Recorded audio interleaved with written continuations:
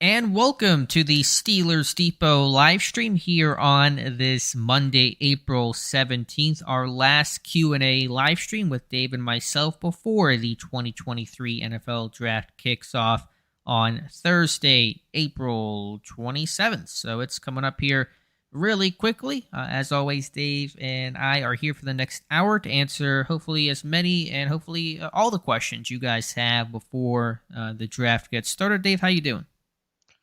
Doing okay on this Monday. Last live stream. Next time we get together on a live stream, we'll be talking about a 2023 Steelers draft class. So I don't know about you. I'm about ready. I'm about ready for this thing to get underway here and get on the other side of it. But glad for those that could make it and joining us here tonight. Yep, you and me both. I'm ready to put all the speculation to bed and get ready to the actual result. It does kind of feel like the draft silly season is starting right now. So let me go ahead and pull up the stream. If you guys could like the stream, would really appreciate that. If you hit the like button, subscribe to the channel, that'll bring more people here, make it a more fun environment overall. I will also be shamelessly plugging throughout today's stream that this Wednesday at 7 p.m. Eastern Time, I will do my second Walk the Mock live stream. I know I've gotten many questions about that. I don't know the exact format. It'll probably just be me against the CPU. I don't think I'll be with other people like last time, but you guys wanted to do one, especially because the actual one was done so early before free agency, and so we'll figure something out. That'll be Wednesday, 7 p.m. Eastern Time for a Walk the Mock live stream. All right, to the questions here, starting with Raged EA 2, who says, "Evening, Alex. This one's for you, but slightly off topic. How are we feeling about the Suns after yesterday? Game 1 jitters out of the way. I was not happy with the lineup and rotations at all myself." I'll make the answer short here. I was unhappy as well to lose Game 1 with Kevin Durant. Clippers don't have Paul George. They just have Kawhi. Terrible rebounding. Very frustrating Game 1. Can this team bounce back? Sure. Still got confidence in Phoenix, but they better play a lot better, especially crashing the boards than they did in Game 1. Mike Gadesso says, "Happy birthday, Dave." Yeah, be sure to wish a happy birthday to Dave Bryan, whose birthday was yesterday, so give him a shout-out in the chat. So Mike says, and happy anniversary to Steelers Depot, which is tomorrow, I believe, right? So that'll be a big day for the site. Dave, do you have a draft crush? Usually it's more obvious who you're crushing on. Alex, do you? Will there be any contextualizations this year? So who's your draft crush, if any, Dave? Yeah, I think any contextualizations that I do are going to come after the draft this year. Obviously had some things going on in my health that kept me tied up, this off season, and just things with the site. We've done upgrades to the site that's kept Alex and I busy behind the scenes with certain things going on there. And about as far as the draft crush goes, I was thinking about that the other night. No, there's not really. Just nobody's really popping on in this class that really has me, out of my mind. Now, I will say that, I've talked recently about Luke Schoonmaker out of Michigan, the tight end there. If this team winds up going a blocking tight end, I've really enjoyed getting kind of deeper into his tape and all like that. That's pretty much the one I think that sticks out to me the most at this point. I mean, the edge class overall, no sense to watch a lot of Will Anderson to tape. I don't think when it comes to that. And I've spent a lot of these last couple of days, diving back deeper into Lucas Van Ness, who we talked about on the podcast, and most recently Keon White over the weekend. And I mean, I like Felix and Aduke Uzama. I got into his stuff not too soon after or while the Shrine Bowl was going on and all like that, and I enjoyed that. A few of the wide receivers have my attention, but yeah, there's really not anybody in this class that I'm crushing hard on overall, which is a little bit different for me, I think. Alex? Yeah, I don't know if there's that one guy that I've had in years past, just a couple off the top. I mean, an obvious one, Christian Gonzalez from Oregon, I've talked about quite a bit. He won't become a Steeler barring some sort of trade-up. I know he was in for a visit, but That seems to be a pipe dream. Keanu Benton from Wisconsin is a guy that I talked about very early in the draft process overall and for myself. Josh Downs, the receiver, North Carolina. Darius Rush, the corner from South Carolina. And then I just like good stories. Guys like Corey Trice from Purdue, Garrett Kokab from Small Carroll College in Montana, just stuff like that. You appreciate Derek Hall. Speaking of a guy on screen right now in Jonathan Heitrader's latest mock draft, big Derek Hall fan, the edge from Auburn. So maybe not that one guy, but some of those names are probably guys I like more than most people. All right, next question comes from Mark Miller. I have the winning mock draft for the Steelers Depot Draft Predictions Contest. Are you having one this year? Haven't heard anything mentioned yet. Dave, what's going on with that? Yeah, we'll put that together. Mm-hmm. It's just a matter of getting the forums together and kind of uh, changing changing what the dates from the last one. Yeah, no, it's going to be the same format. We'll put those up, I'm sure. I'll have to look back and see when we normally get those posts up. I think a good 3 or 4 days before the draft, right? Isn't that normally when we get those rolling out? Yep, somewhere around there. So there'll be a post for it. Be sure to look out for it. I'm sure we'll have that for you guys, but that's usually a right before the draft kind of thing and not, 10 days type out. But it's coming, Mark, and we hope you win. We'll see what your mock looks like there, Mark. Matt Bell, in your opinion, what has been the best and worst Steelers draft class of the last 10 years? That's a good question. I don't have the whole list in front of me. I think 2017 among the best with TJ Watt and Juju Smith-Schuster, Cam Sutton, James Conner as a top 4. It's hard to beat that overall. You have a future Hall of Famer in TJ Watt and some really solid players in Sutton and Juju, certainly solid starting caliber guys, and James Conner was excellent whenever he was healthy. The health, unfortunately, was just fleeting. In terms of the worst, that's a good question. The Artie Burns class, maybe a Burns and Davis at the top. Probably not tremendous. I'm trying to think, though. You did have you had Hargrave in that class. You got a couple, obviously a couple good years about him, but unfortunately you weren't able to retain. If you're going to miss on your top couple of picks in that class. Look, you want at least one of those guys to come out of the class that you end up re-signing, right? And you look at it overall, and a lot of those guys, obviously washed out quick, and you weren't able to retain Javon Hargrave, unfortunately. And then, look, you go back, I guess 2000. Oh wow. You have to roll on back here a little bit here. Just a few years ago obviously you got a lot of games out of Terrell Edmonds, and you still have Jaquamo Okorafor starting for this team, obviously as a tackle there. But, outside of that, James Washington came and went, obviously didn't get anything out of Mason Rudolph, and Marcus Allen was a special teamer, and Jalen Samuels saw a cup of coffee in that game against the Patriots, and that was about it. And I don't think how long did Joshua Frazier hold on from that class? Didn't even make the team out of the summer, not even practice squad. So yeah, that's probably it. Can you just quickly rattle off, if you have in front of you, the 16 class with Burns and Davis and Hargrave? What came after them? Let's see. Burns, Davis, Hargrave, Gerald Hawkins, Travis Feeney, DeMarcus Ayers, and Tyler Matakevich. You got some special teams burn out of Tyler Matakevich, right? But you hate to be here talking about hanging your hat on that, Once again, Javon Hargrave gave you some. Would we look at that class a little bit different had they been able to re-up Hargrave? And obviously you had the thing you didn't know ahead of time that the things were going to go the way they did with Stephon Tuitt. But had you known ahead of time, obviously it would have made the decision a lot easier there. But you'd probably look at it a little bit different overall had you been able to re-up Hargrave for those great years that he ended up having over there in Philadelphia.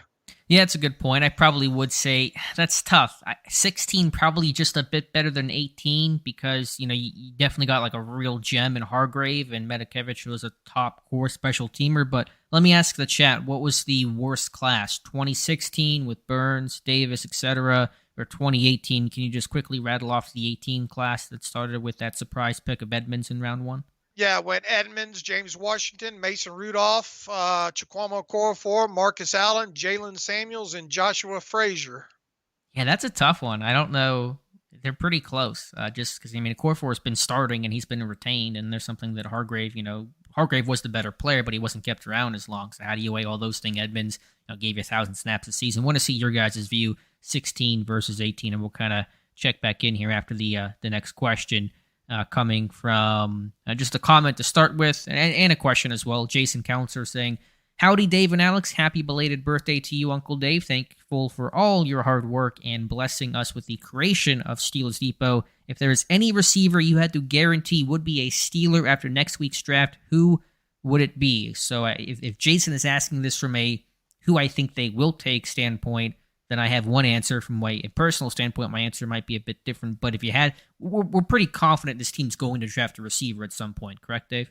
Right, and I think we've said that for the better part of the offseason here. I don't know. Jonathan Mingo looks real attractive Yeah. with out of Ole Miss there with what he can potentially give you, out of the slot and the after the catch, and there certainly seems to be some uh, more than average interest in him. So I guess from where I sit right now, I would, if push comes to shove to name one guy, I would probably name Jonathan Mingo out of Ole Miss. And his name may or may not be in one of our future look for studies. That'll be a little bit later this week on Jonathan Mingo. If you made me choose, I'm going to say, and this might tip my hand a bit to the last mock draft. Well, nothing. Jaden Reed. All right, Jaden Reed. All right. Read my mind, Dave. Yeah, it is Jaden Reed. Just for the slot, play, versatility, physical, kind of gives you that blend between not that big slot that may not work as well in terms of some of the receiver run game that Canada wants to run, but it's not Calvin Austin that it's the same body type and wins in a different way. So I'll say Jaden Reed obviously brought in for a pre-draft visit as well, and you'll say Jonathan Mingo. I think both have good odds of becoming a Steeler. I would agree. See what the comments say. A bit of a mixture between 18, 16. Looks like probably more people saying 18 was worse than 2016. So that's the snap. I still don't see how to do polls with the Someone's gonna have to help my boomer self figure this out. I'm looking at my phone here. I don't see an option to do any sort of poll, but that'll be probably necessary for my Walk the Mock live stream on Wednesday, 7 p.m. Eastern Time. My next edition of the Walk the Mock live stream, 7 p.m. Eastern Time. Hopefully you guys can join me. Next question comes from Bruce Myers, who says, "Has the city of Pittsburgh made a request to the NFL for hosting the draft? I would love to go see it in person." Art Rooney's talked about that over the years, including this past earlier in the offseason. He's referenced a desire to do it. I don't know if this team has put in a formal request or not, but Art Rooney, as any owner you would expect, would be interested in the idea. I imagine at some point it will happen. But I know that there's a desire for that to occur in Pittsburgh. Yeah, and you would think, within the next 5 years, you'd have to like the chances of it, I would think. Yeah, I know they're. How far out are they already spoken for? I think next 2 years might be spoken for. After that, I think it's anyone's game. I don't know exactly the process to bid and how that looks and works. I imagine it'll happen at some point. If Cleveland got one, then Pittsburgh certainly should get one. But I just couldn't tell you when. But probably within the next decade, I would say. Zachary Prospa, which school is most likely to get double dip? Penn State with Porter and Strange, Wisconsin, Benton and Herbig, or Kansas State, Brents and Aduke Uzama. Thanks, gents. I mean, that's always hard to predict. I'll say Wisconsin. Of those three, I'd probably say Wisconsin.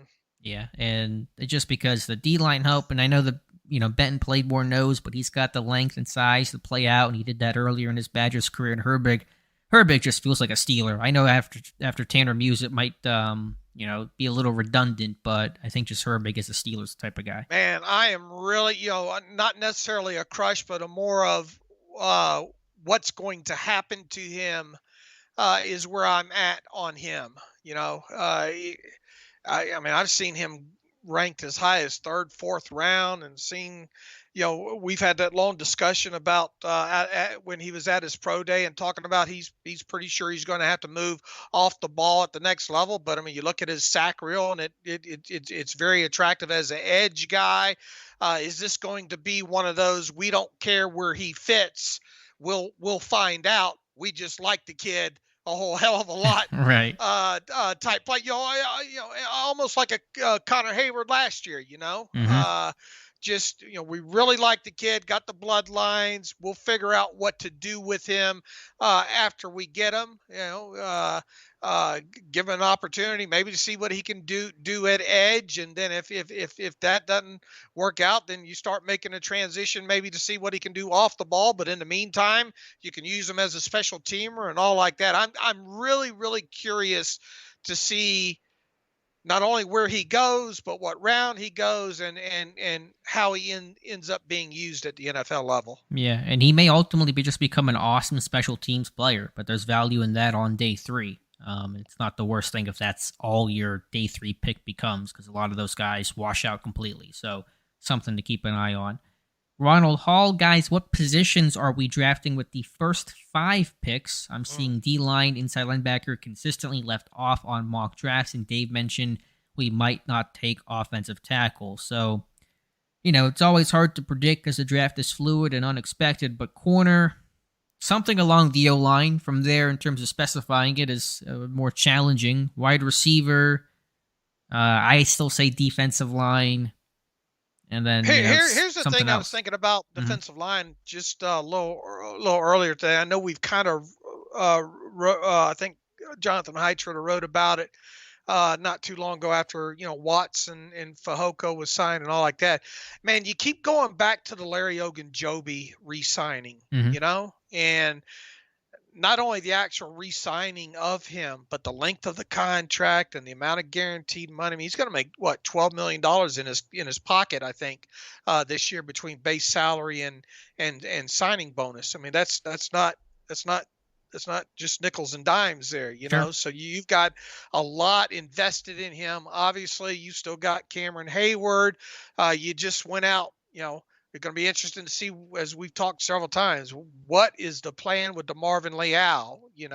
Is he going to be more of that sub-package rush guy for you here? And then you throw on top of what I'm getting at here is the Ogunjobi re-signing really makes this thing kind of tough to gauge when it comes to defensive linemen, especially with the Steelers and early in the draft here.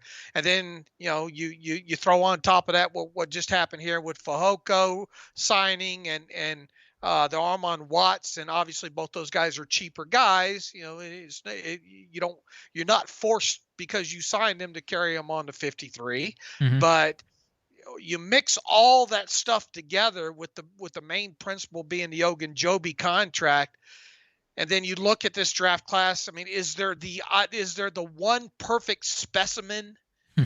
Sure. When it comes to what the Steelers, and obviously we'll learn more about kind of the switch over, and if what they look for holds true in this thing and all like that. But is there one? You look at the arm length and all the stuff that we normally look at. Is there one perfect specimen in this class? Especially near in the top 2 or 3 rounds. There really isn't in terms of that perfect guy because so few of those guys exist naturally in any draft class. Point taken on that, and certainly you can't ignore the heavy investment, like it or not, in Larry Ogunjobi, and of course Cam Hayward's still an incredible player. But why has this team shown interest in virtually every top defensive lineman in this class, from Brazil to Massey Smith, Keanu Benton, Javon Dexter?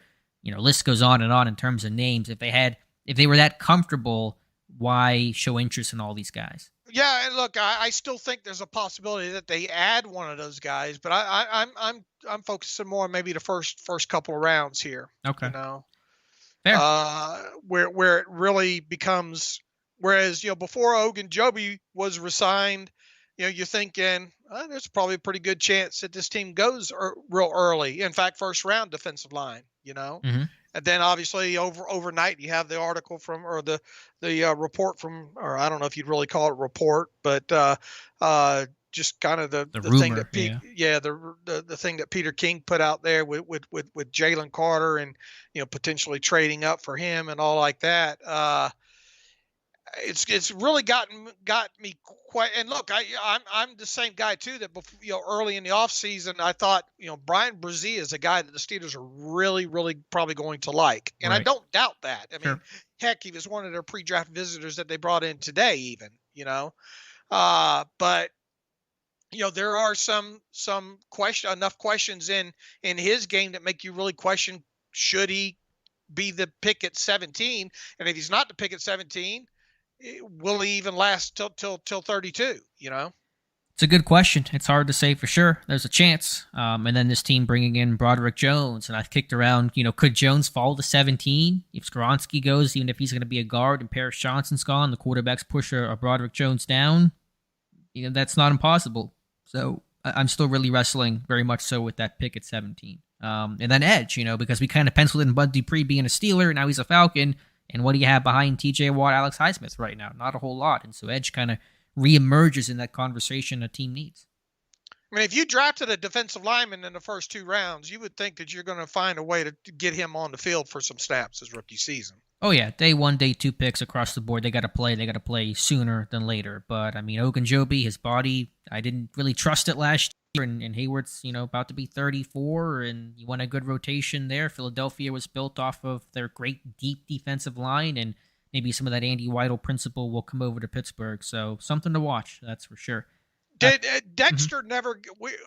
Dexter said he was coming in, Javon Dexter, but we don't actually have him as officially being in yet, right? Correct. He's one of Pittsburgh's over the cap right now in terms of their pre-draft visits. There's 32 of 30, meaning that one of the 5 reported schedule guys, or 2 of the 5 reported schedule guys, apparently did not come in, and that's Clayton Tune, the quarterback from Houston, Dawan Jones, the offensive tackle from Ohio State, Jervon Dexter, the defensive lineman from Florida, Emmanuel Forbes, the corner from Mississippi State, and Keely Ringo, the corner from Georgia. Based on the actual confirmations, we're now at 30 confirmations, excluding local guys, which means something. I think I have to do the whole math of it all. Maybe 27 of the 30 that we know in terms of confirmed. So something's not quite adding up is the point. Maybe Javon Dexter will be in a group tomorrow. Yeah, we'll see if more come in, and Wednesday's the deadline, and we had, I think, a conversation about Dawan Jones. Maybe they canceled that after the pro day, weigh-in, maybe some frustration there. We'll maybe get some clarification by Wednesday. Again, if you guys could hit the like button, would really appreciate that. Get the most number of Steeler fans in the chat for this last one before the draft. Cavalier Fromage says, who do you think the Steelers will target with their 7th rounders, their pair of 7th round picks? I wish I knew particular names. Day 3, end of the draft like that is such a crapshoot. My thought was for a while, late round edge, that was kind of a thing that Philadelphia did quite a bit, kind of a dart throw there. They take an edge earlier now. Maybe that lessens that possibility. Quarterback I've thought about as well.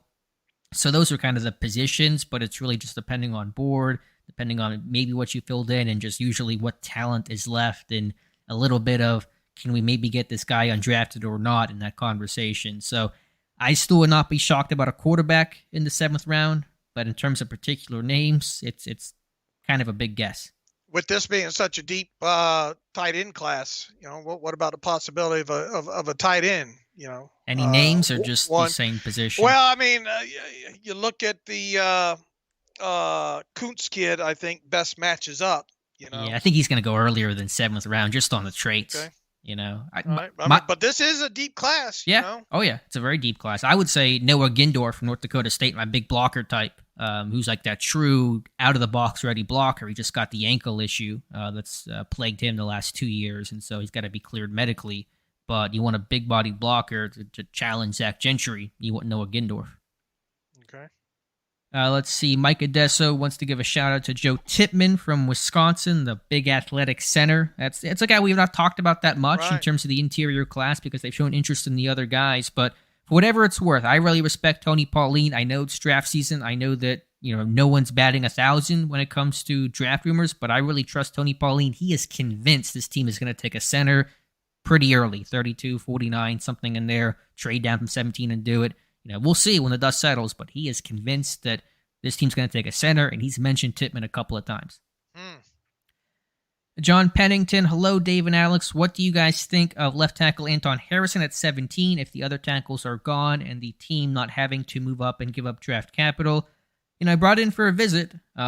He's not going to check that historical box in terms of Tomlin Kahn being at the pro day, but you've seen more of those guys come in for visits this year, earlier round guys, potential day 1 guys, 21 years old, good pass protector. I think going to grow in his game overall. So not a name we've talked about much, but if you're wanting a left tackle, then Harrison might be that guy. 17 feels rich for him, no. Yeah, but does he get to 32 is the question. Tackles, the value, the demand that they're in. I think it was a pretty good drop off in this class. It feels rich, but if he's your guy, then he's your guy. Let's see what else we have here. Had a comment earlier that I might have skipped over if I can find it here quickly. I know there's been a couple of shout outs from the Dick LeBeau interview that we did that posted last Friday. Here's a comment from Ryan McKee. Great Friday podcast last week, fellas.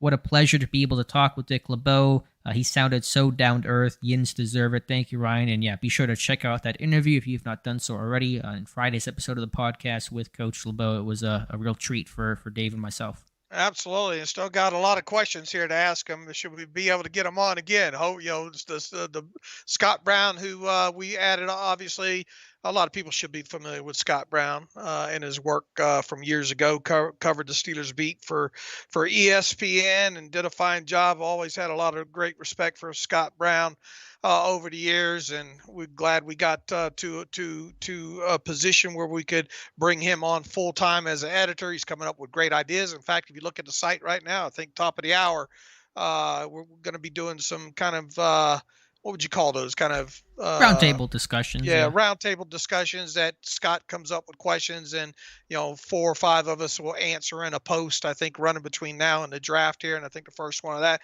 went up today. But Scott's doing the book on Dick LeBeau, which I think is going to be mostly centered around the 2008 defense, and I don't think that thing will be ready until the summer of 2024. So hopefully before now and then, we'll have another opportunity to have the great Dick LeBeau back on and get through more of these questions with him. Yeah, would love to spend another half hour, even longer, but we'll limit ourselves to another half hour, maybe with Coach LeBeau sometime closer to when that book releases. Got a $5 super chat from Captain Spartan04, so thank you for that. Says, important question before you do Walk the Mock. Have you found out how to do polls or not? I mentioned it earlier. I have not. I have no idea in my very boomer self. I'm looking at my live chat right now. Is it in the live chat function? You would think it would be, but I don't see it there. I see a settings button, which is just a chat filter moderation thing. There's an edit button that I can cut clips, which is certainly not the right thing, and the X button. So I don't know if I'm in the wrong window or something. I may end up resorting to tweeting out polls, and you guys answer the polls there. And so that might be my workaround if I can't figure all this stuff out. So that's the update. All right, back to the questions here. And Steel Pastor also said, Dave and Alex, you guys crushed it with the Coach LeBeau interview. So thank you for that. Mikey says, which inside linebacker, Jack or Trenton, do you see the Steelers taking if they were to? And what do you think the first 3 picks look like? I don't want to play spoilers for the first 3 picks there, but again, mentioning some of the positions, corner, defensive line, something along the O-line, those are certainly things you can feel relatively confident about, nothing guaranteed. In terms of Jack Campbell, Trenton Simpson, I'll say Jack Campbell over Simpson, but I don't think they're going to take either guy. Yeah, if they did take either one, I would think it would be Campbell. But I'm with you at this point. I kind of wonder if they'll take an off-the-ball linebacker at all. If they did, it might be a kind of guy that's classified as an edge in Herbig, and go from there. Right. See where he works out at. Seems more or the Tulane kid too, because Curry was there.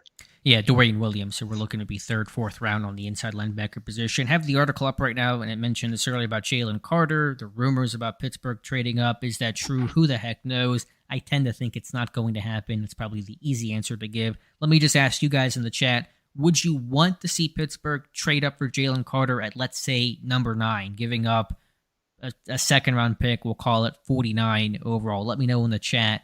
Would you guys support Carter being the move up for at number 9, yes or no? Just let us know, and we'll take the temperature of the answers there.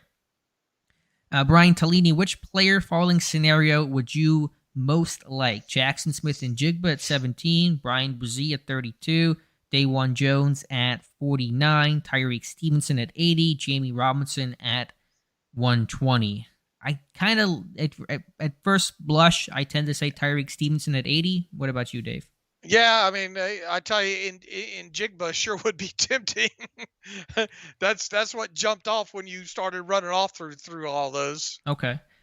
Yeah, I like his game. Gonna likely be the first receiver off the board. Not that I'm knocking slot receivers, but in a run heavy offense for a slot receiver who might catch 45, 50 balls in year one, year two, I just don't know if that's maximizing your value in terms of the positional and the overall production. Let's see what else we have here. A happy birthday, Dave, from our friend Mutated Gino. And John Pennington also saying happy birthday, Dave, and happy anniversary, Steelers Depot. Jonathan Mason's thinking Brazil at 17, says great draft coverage as usual. Yeah, I got a ton of profiles up, more already today. You're going to have a kicker profile soon. I'm working on a kicker profile, so that's exciting. That's something to do. Let's see what else we have here. Grant Humphrey says, fellas, I tweeted this take towards Alex, but is it possible the recent buzz on the Steelers trading up for Parrish Johnson is because they're not happy about Dawan Jones' pro day antics? Maybe to a degree, but it could be more of a left tackle, right tackle thing where right tackles to me are just as valuable as left tackles, but just in terms of if they want to keep a core four at right tackle, not try to shift him over after several years at right tackle, and kind of the bit of the messiness that comes along with that, and just Johnson being the better player, that may be some of the allure there. Do you feel like Dawan Jones is kind of fallen off the radar in terms of the likelihood of Pittsburgh taking him? Man, I said that right at his pro day, right? Right. The podcast right after that, kind of wondering. I wonder how all this is sitting, and not just that, but going all the way back to the Senior Bowl and really the whole.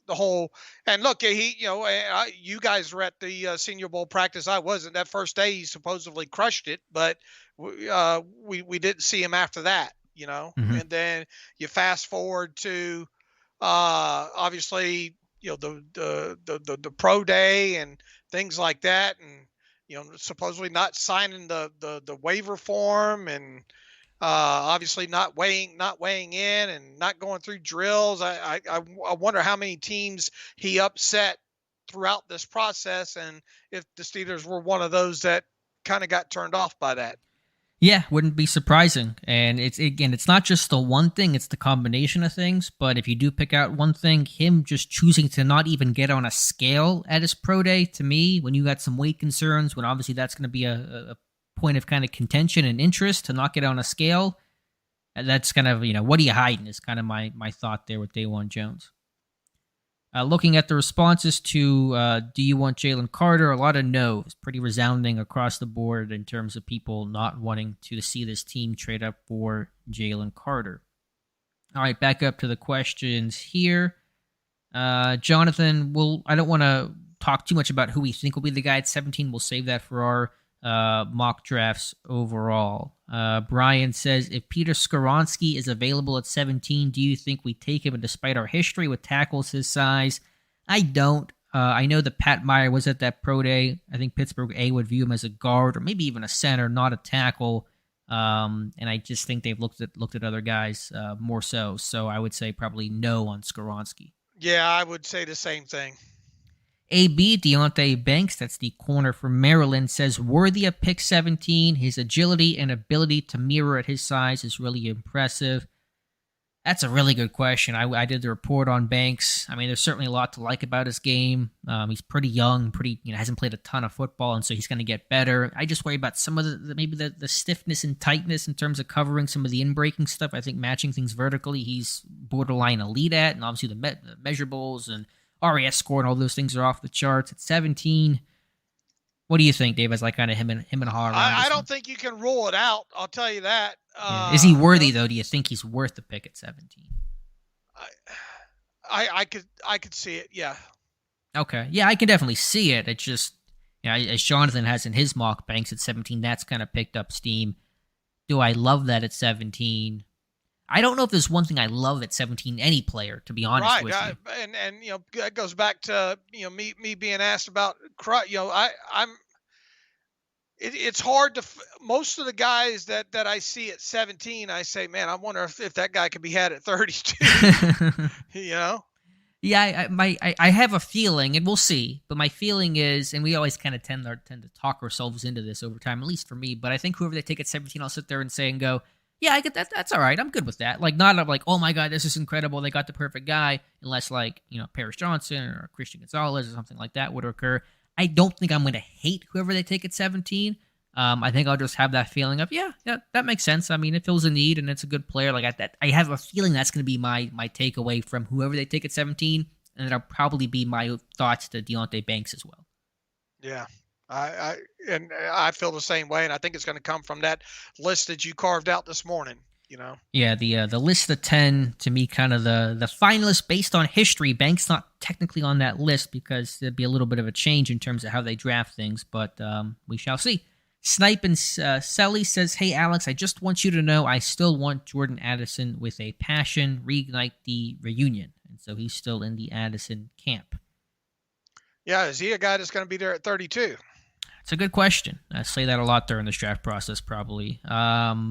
Wouldn't shock me. I was always a bit lower on Addison than other people where I put a second round grade on him, and I think he could tumble into day 2. Let's see what else we have here. Infinity says Bryce Ford Wheaton with an exclamation point. 2 of them, actually. Matt Boatwright, love the podcast. Never miss an episode. A national treasure. So thank you, Matt, for the kind comments. Yeah, that Bryce Ford Wheaton's an interesting guy. Looked at him coming out of the Shrine Bowl as well, too. And, has a lot of contested catches in his tape.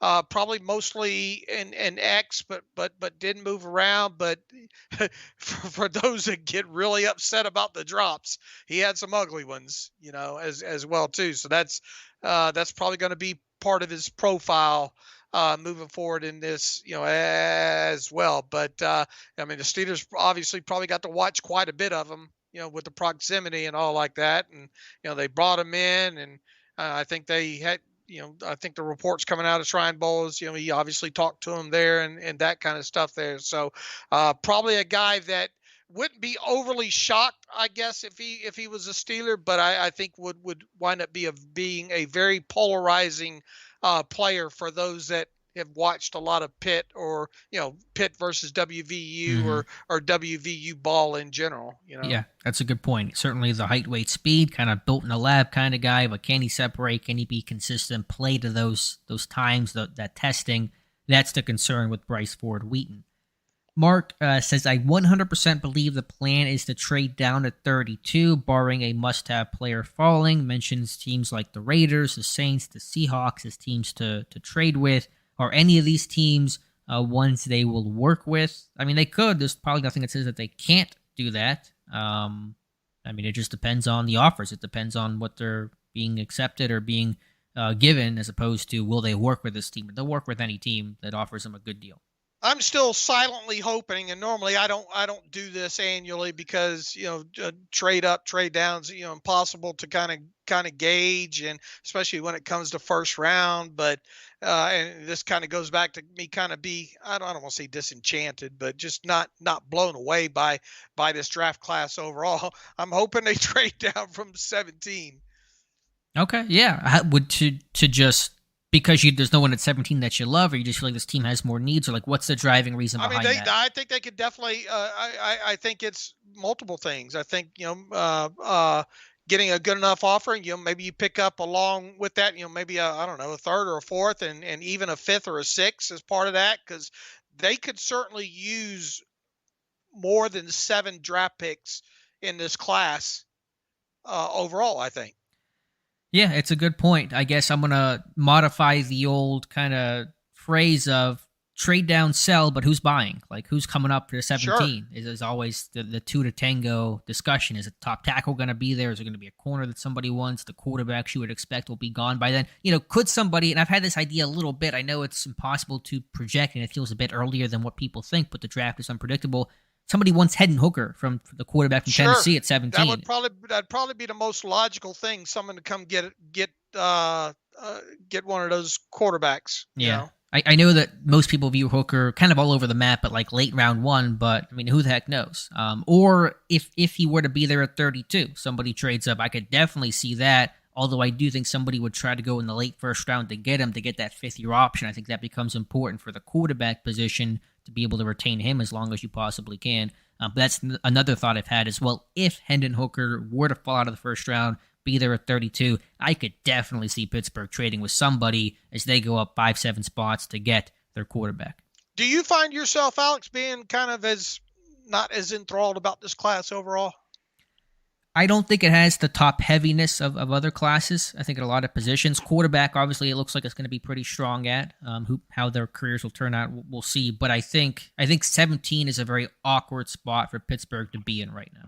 Yeah, it's going to be interesting to see what that walk the mock of yours does, because you got kind of in a precarious position, Yep. if memory serves me, on that one you did several weeks ago, and not too terribly much. I don't think overall has changed since then.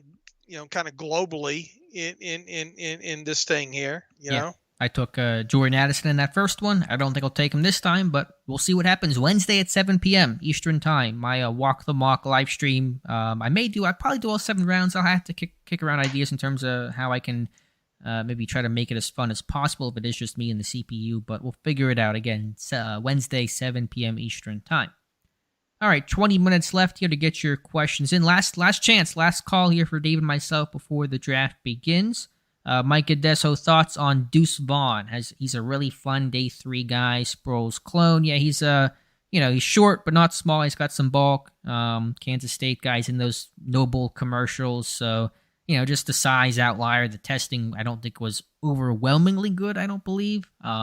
But not somebody in Pittsburgh's wheelhouse, I imagine. No, I wouldn't think, and I've only just watched maybe 3-minute highlight on him, because I haven't been paying too much attention to the running backs this time around for obvious reasons. Yeah, Jacob Harrison has a profile on him if you want to see it on the site, although, Mike, I imagine you probably already have.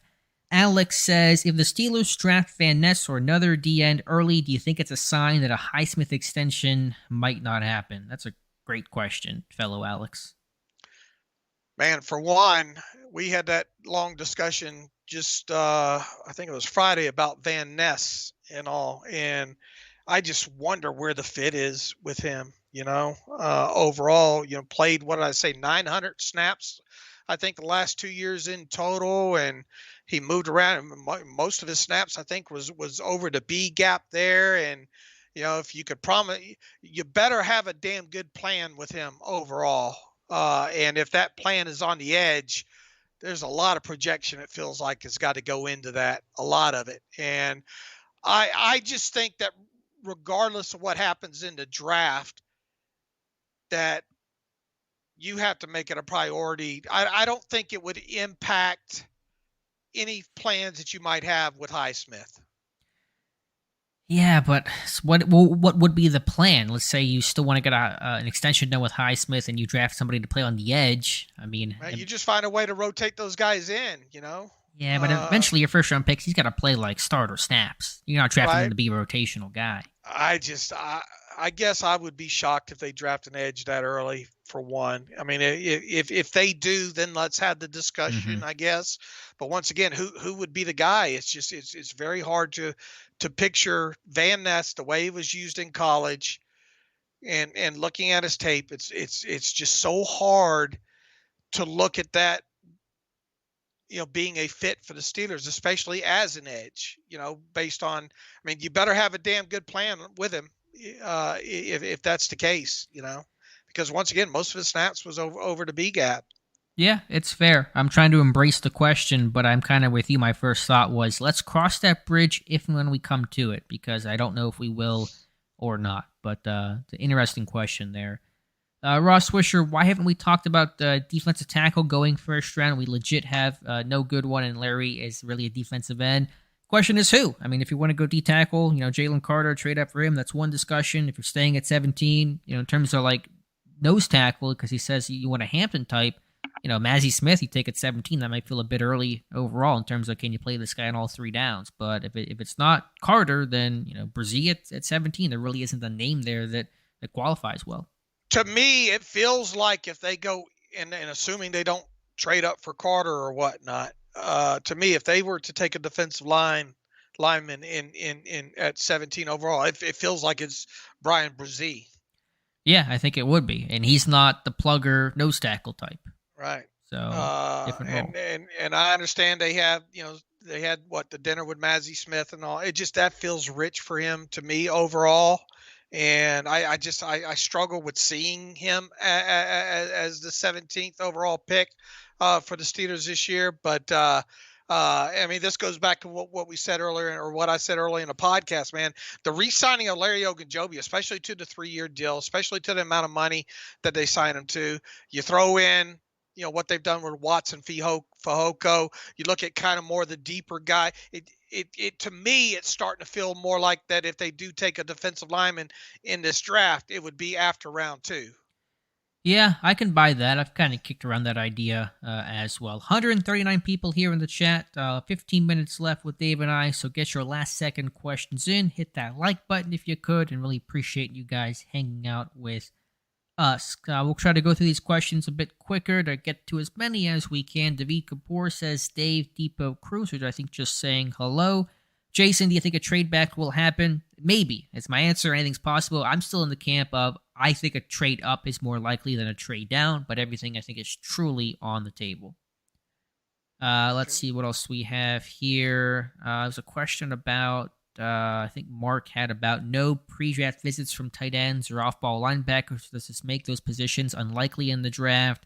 I think tight ends looking less likely day 3. I think inside linebacker could be at best, middle rounds, 3rd, 4th round. It's hurting my feelings. They seem comfortable with potentially Gentry being at number 2. I gotta be honest with you there. I don't have the confidence level that it'll happen, but I am kind of rooting for a Schoonmaker or even a late round guy like the North Dakota State kid that you mentioned there at some point in this thing. I don't know if I'm going to get it, but to me, especially if they're gonna run any semblance of some 12 personnel, man, and the Gentry contract, you don't have a lot invested in that. I mean, it feels more like a safety net more than anything else. But you're right. They haven't brought in tight. Now, look, they're, as deep as this tight end class is, there's only, a handful of them that would to me be good fits as a number 2 guy. Yeah, as that inline blocker type. Right. Darnell Washington, the dream. I'm sure that comment's probably already in the chat, but it just does not seem likely based on the tea leaves of what Pittsburgh has done, their steps taken throughout this process. I'd pay the ticket cost to see it though. You and me both. Got a $5 super chat here from Morgan Bradley, who says, "Hello, happy birthday and anniversary, Dave and Steelers Depot." Yeah, official anniversary is tomorrow, correct? Or is it today? Yep, it's 15 tomorrow, right? years ago. 15 years ago tomorrow, 18th. I'm going to pull up that post. I know the first one was something like Hello World. Hello World, which is your Jim Nance impression, I think, right? Hello World. That's just a stock. It's just a stock WordPress post is all that was. What was the first actual post? Oh, like you wrote. I don't remember it. It's so bad, and it's I'm gonna only go like find 2 lines or something. I think. I'm gonna go find it though. I think Steelers might be interested in trading up or something silly. It all comes full circle. 15 years ago, having the same conversations that we're having today. The more things change, the more they stay the same. Got a couple of questions and comments, including this one from Jason about Brian Branch, and I'll kind of edit my statement. If there's one guy, and people I think will disagree with me on this, I would get excited about Brian Branch at 17. Like, I know people think he's a late round, or late first round, early second round kind of guy. I'd be very happy with Brian Branch at 17. And Jason says, "Are we overthinking the pick of Branch at 17? Losing 2 very versatile DBs in free agency in Sutton and Edmonds. He may have his positional question marks, but he's a smart, versatile player, a playmaker. I think that's a great summation of him.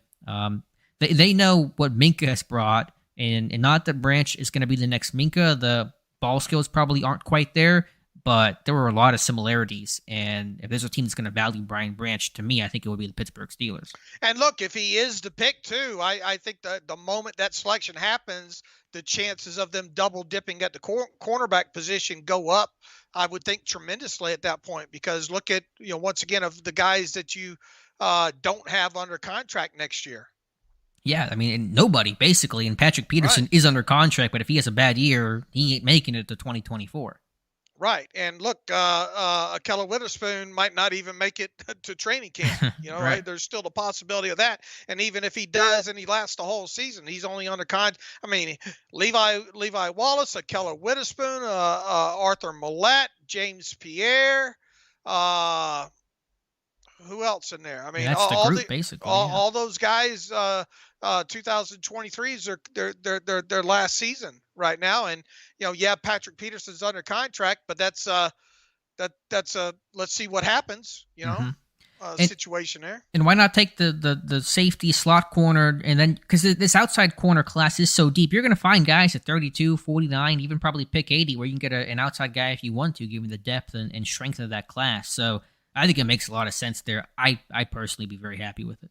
And once again, are we? I don't know if it's overthinking it more than just probably needing to probably pay more mind to the possibility of Branch, maybe being the pick there. But once again, if that does happen, I mean, he checks all the box. They were at the pro day. They had Grady there. I mean, it's a definite need when it comes to the slot position there. I mean, if it did happen, the moment that pick is made, I would think there becomes a very high probability that at some point, uh, obviously before the 5th round, that they would draft more of an outside corner. Sure. And I think we're open to it. I kind of agree, though, that it has not been talked about enough probably in like Steelers fan circles. I don't hear that name that much, and I think it should be discussed more, especially when we're like struggling to find a guy at 17. There is no slam dunk. Oh, it's Najee Harris, so it's going to be a quarterback. Like, we're not in that situation this year. A couple minutes left here. Vegas TJG asking, will you do a live show for day 2? I'm excited to see what happens with the first pick of day 2. That's 32 overall. No live show, because you don't want me to do a live show during the draft, guys, because it's going to be me, like, you'll just hear me typing and muttering and, like, eating snacks. Like, that's going to be my whole draft experience. It's not going to be good for you guys, but Dave and I will have podcasts every single day wrapping up draft coverage, and so we'll be talking to you guys pretty quickly after the picks are come in. All right, let's see what else we have here. Yeah, on the Hendon Hooker comments about people not liking him, that's fine. I don't care if you like Hendon Hooker or not, but if some team does and they want to make a trade, then I'm game. And if Hooker becomes a bad player, then that works out even better for the Pittsburgh Steelers. Let's see. Mike Adesco, none of the tackles are blue chip types, not worth trading up. Are they even all that much better than Dan or Chooks? Depends on who you're talking about. But yeah, we'll see if Pittsburgh, how much they like this tackle class. I guess we'll get our answer pretty soon. Let's see. Randy, Dave, and Alex, what do you guys do draft night? Why can't you do a live chat like that for at least the first round? That kind of answers the last question there. Just busy working, busy typing, working, all that kind of stuff. Yeah, you got the post-selection interviews. You got, I mean, just so much content's being put together at that point and all that has our main attention. Yeah. Hey, when is Omar Khan and Mike Tomlin talking to the media? Shouldn't that be real soon? I would think it's pretty soon, right? Is it always the end of this? Is it the end of this week? I was going to ask, do they do it the week of the draft, or they do it? I thought it was the week before the draft, but maybe I'm wrong on that. And look, I think pre-draft visitors are coming in later than normal. Yeah, they are. The deadline is Wednesday, so we'll see if this team does anything else here. Let's see. Captain Spartan wanted to know know Dave's thoughts on potentially trading with the Raiders at 38 for pick 32. They have 3 5ths, 2 6ths, and 2 7ths. They could be interested to get a guard ahead of the Colts and Rams. Your thoughts there to get your 5th or 6th round pick? Look, I'm not going to rule anything out. I mean, I've learned over the years not speak definitively when it comes to that, especially trades. It's so hard to kind of predict that stuff. I think once again, and he's talking about someone coming up to 17. Is that what he's talking about? Yeah, he says the Raiders specifically. All it takes is one guy that they love, right? Yeah, how about go send Kevin Dotson? They need a guard. Kevin Dotson, you are a Las Vegas Raider for a 5th round pick. They got 3 of those 5ths. I do that right now. Quality Kolos, whose name I probably always say slightly incorrectly, but says best Steelers coverage known to humanity. So thank you for that. The Hubble telescope's looking for better Steelers coverage and has not found it yet, apparently. Aquatic Life. Yins really won't let go of those old linemen in this draft. Williams, I get it, but we have a chance to get special players at different positions. So that is the comment from Aquatic Life about not crazy about this offensive line class. I'm not either. You like the interior guys though, right? Some of those guys, no? Yeah, I mean, I like them. I don't necessarily love them. Okay. I mean, look, you want to talk about another guy that I'm interested in. Probably, I guess, would be the second kind of guy to add the Schoonmaker there is Cody Mock. I mean, just really enthralled by that guy because of his position flexibility and from what he showed uh, during the Senior Bowl week and all that. I mean, you can never have too many guys that can play all five positions on the line. Yeah, I mean he's a guy with great compete and intensity and run blocker and kind of hits those marks that Pittsburgh really likes. So I mean, Now, obviously, the level of competition that he played, people will say, well, but he's his all 22 tape. He's got a lot of pancakes in that tape of his. yeah, and he had a good Senior Bowl week, and you see him play up, and that's pretty big. I want to get to a super chat from Reverse World. I meant to ask this question. We have a couple minutes left.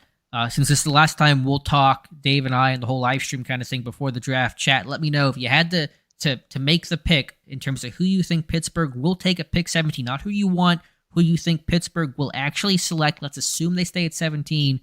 Let me know in the chat who you think that guy will be. Will it be Joey Porter Jr.? Probably going to be the most common response. Deontay Banks, Brian Brzee, whoever, the tackle, Daquan Jones, Darnell Wright, whatever. But let me know in the comments who you believe the pick will be at 17. We'll review that before we get out of here. But Reverse World has a $2 super chat, so thank you for that. What's your feel on Will Levis seems primed to drop? Yeah, he could drop a bit. He's probably not. He's probably going to be the fourth quarterback taken. I still think he's off the board before pick 16 or before pick 17. Yeah, the quarterbacks always seem to go, don't they? Yeah, somebody will trade up. Except last year.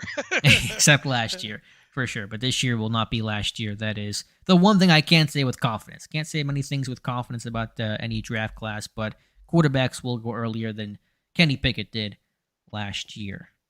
Let's see what else we have here before we look at the draft predictions. Trey, is it possible Pitt stays at 17 and takes Nolan Smith and try to transition him to inside linebacker the same way they did to Lawrence Timmons? Yeah. Boy, talented guy off the edge, but another undersized guy that you really kind of wonder if he's going to be able to hang on the edge. Yeah, it's possible. Nice pass, nice sack, real nice. I mean, he's got moves, he's got a plan. Just you wonder about the size thing. He's probably the Cadillac version of Herbig, right? Yeah, I think that's probably a good way to look at that. I just think they brought in their inside linebackers. Not that they're long-term fixtures. Landon Roberts is not going to be here, maybe not even next year. But, given kind of the lack of interest in that position in this pre-draft process, I don't get the sense inside linebacker is very high on the radar early. I think you've seen Aaron Curry stops. They're more Herbig, Williams, mid-round kind of guys. That seems more likely than Nolan Smith, but I'm not going to rule anything out. Let's see. Let's visit our questions and answers here in terms of who you guys think will be the pick at 17. Joey Porter Jr., Brian Brzee, Brian Branch, or Brzee. 3 on Porter, Darnell Wright, Brzee, Wright, a tackle, says John. Let's see. Zay Flowers, says Ronald Hall, so something different there. Wright, Forbes, that's from Rocky Roxham. Let's see. Looks like obviously Joey Porter Jr., the most likely name there, but then probably followed by Brian Brzee and Darnell Wright. I still don't know what to do with Darnell Wright in terms of they were at his pro day, but not Tomlin. But Weidel was there and Meyer was there, but no visit that we know of. I don't know how to process all that information. Yeah, I agree, and he's a little bit kind of a unique build, Yeah, he's got good size, but he's not the house. He's got good length. I like his feet. I think he's a really good system fit in Pat Meyer's system, heavy hands, first significant contact. But is he a right tackle? I have so many questions about Darnell Wright. I don't know how to evaluate that. Let's see what else we have in the just moment or two that we have remaining here. Thank you guys for being here. What else do we have? Anything that sticks out? Jay Gilliam, thoughts on Brian Branch? Pick 32 would be pretty good to get him. It'd be excellent. I do a cartwheel for Brian Branch at 32. I'd take him at 17 as well. Let's see if we have anything else. Paul says Keely Ringo and Drew Sanders are perfect fits for us right now. They have the Steelers mentality. I think Ringo at 32, very much in play if corner is not the choice at 17. What made me come around on Branch? I mean, I've still wrestled a bit on the size and the fit. I don't know if I ever soured on him. I did watch more of his tape, though, so I will admit that over the last week or so since we last spoke. But yeah, just seeing his tape a bit more probably turned me around. It's still a little bit on, like, is he a strong safety? But just kind of not knowing who else to take at 17, get a good player. Brian Branch is a good player.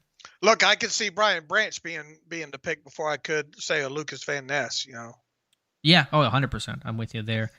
Corey S., any chance of you getting a face cam? Seems like that's a requirement this new age of YouTubers. Yeah, I probably should figure out. I don't even know how to do that. Like, I'm such a boomer with some of this technology stuff. I'm not even sure. Do I buy something separate for that? And I don't know how to do those things, but I probably should at some point.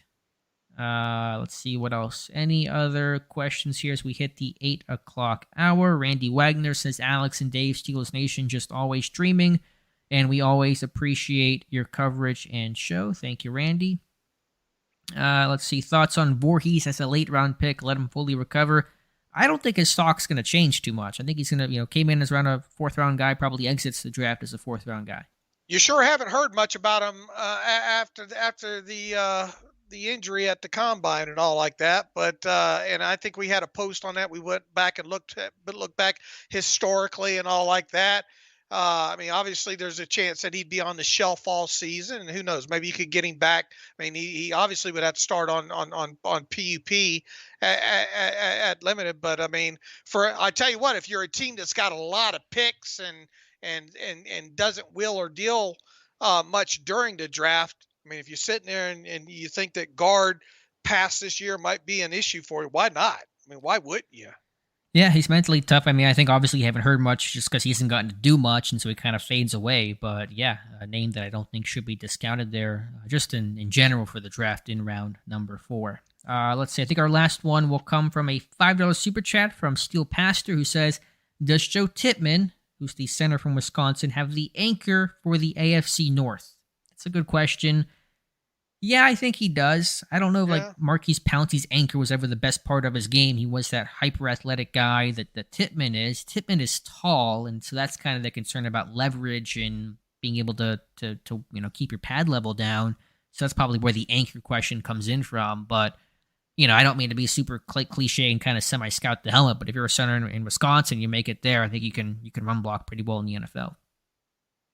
Your thoughts on Tippmann at all? He's another one that I probably should have watched more on him with all the talk about potentially center here. I kind of, from what I have seen, I think he can anchor fine. Yeah. And let's see, actually, last question comes from JJKK. Dawan Jones or Osiris Torrance at 32? If you had to choose.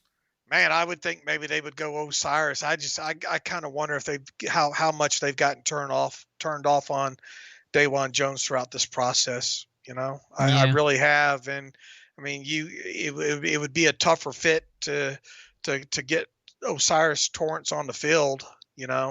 Especially his rookie season. But if I'm forced to choose between those two of who I think they would take, I would think Osiris Torrance, but I personally, I'm struggling to think that they take either one of those guys right now.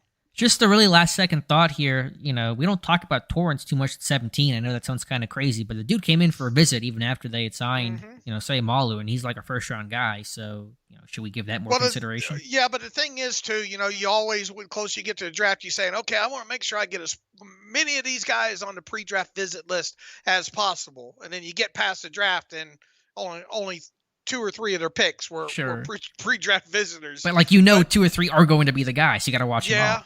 Yeah, that's true too.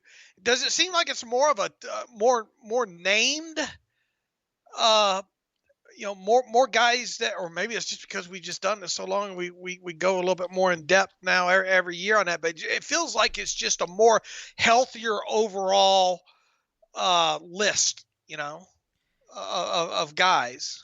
Yeah, let's go back to as opposed to the Mark Robinsons coming sure. in, and you know what I'm getting at. No, I do. I have a thought there. Let me see if I can. How do I want to best find this? 2019 Steelers, because we always come up first whenever I Google this stuff. Let's go back to the last like full year of 2019, because last year I only knew like half the names and they were mostly quarterbacks.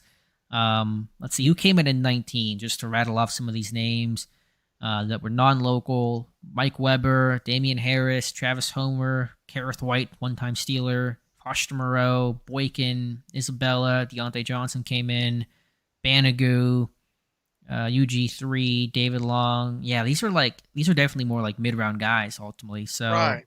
I think my thought there to that is because Pittsburgh has so many picks in the second round, because they're sitting there at 17, 32, and 49, you're going to look more at these borderline guys, some maybe first round Makes guys who sense. could slip into the second round just because you have pretty Keep your unusual. options. Yeah, because even like in past years, we only had two picks. You'd be picking like 24 and I don't know, like what would that be? 60 or something like that. And you just don't have, you're not going to get those kind of guys. So we'll see. But is it a con thing? Is it a new thing? Or is it because of the picks? We'll probably have to use next year to really gauge that. But I think it's probably just because of the extra draft capital. Okay. So that's my thought there.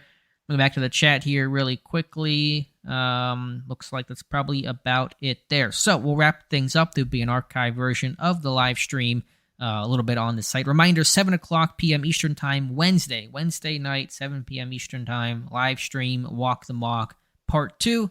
Probably be not against real life people, but it'll still be fun, and you guys can still yell at me for my picks, and you guys can still be my scouts and tell me who to pick, and maybe if you're lucky, I'll figure out how to do a poll by then. So You better get a good night's rest before I doing know, that. yeah, it's gonna be intense, that's for sure. So appreciate you guys being here. Be sure to subscribe to the channel because we have a lot of draft coverage coming up, and of course, right after the draft, the Monday after the draft, Dave and I will have our next scheduled live stream, and there'll be, I know, plenty to talk about then. So Dave, as always, thank you for your time, and a happy birthday one last time to you. Thank you, thank you, thank you, and thanks for doing this and moderating it and all like that. Thank you, everybody that shows up, and just over the years. I mean, this the site is what it is and has lasted as long as it is because of people coming to it and participating in events such as this and listening to the podcast, and I obviously reading the site. So can't thank all of you enough for that. So peace and love, everyone. All right, we'll wrap things up again. You can find an archive version of this on the site in a little bit. Appreciate